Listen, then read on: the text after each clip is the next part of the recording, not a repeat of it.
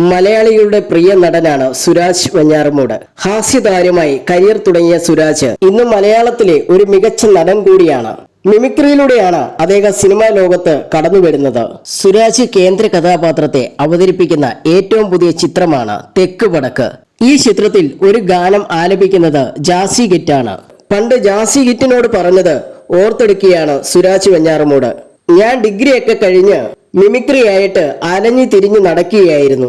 ഇനി എന്താണ് ഭാവി എന്നൊന്നും അപ്പോൾ എനിക്കൊരു ഐഡിയയും ഉണ്ടായിരുന്നില്ല. പ്രത്യേകിച്ചും ആ സമയത്ത് ഒരു പ്രണയമെല്ലാം പൊട്ടിപ്പൊളിഞ്ഞു നിൽക്കുകയായിരുന്നു. ആ സമയത്തുണ്ട് എനിക്കൊരു കോൾ വരുന്നു. ജാസി ഹിറ്റായിരുന്നു അത്. അണ്ണൻ എന്നെ വിളിച്ചിട്ട് പറഞ്ഞു, ഒരു യൂറോപ്യൻ ട്രിപ്പ് ഉണ്ട്, വരുന്നുണ്ടോ എന്ന്. പൊട്ടിപ്പൊളിഞ്ഞ് തകർന്നു നിൽക്കുന്നവന് എന്ത് കിട്ടിയാലും എന്ത്, എത്ര രൂപയാണെന്ന് ചോദിച്ചപ്പോൾ 25,000 ആണെന്ന്. 25 25 എന്ന് പറഞ്ഞ് ഞാൻ നേരെ അദ്ദേഹത്തിന്റെ കൂടെ യൂറോപ്പിലേക്ക് പോയി. അവിടെ ഞാനും ജാസി ഗിറ്റും ഒരു റൂമാണ് ഷെയർ ചെയ്തത്.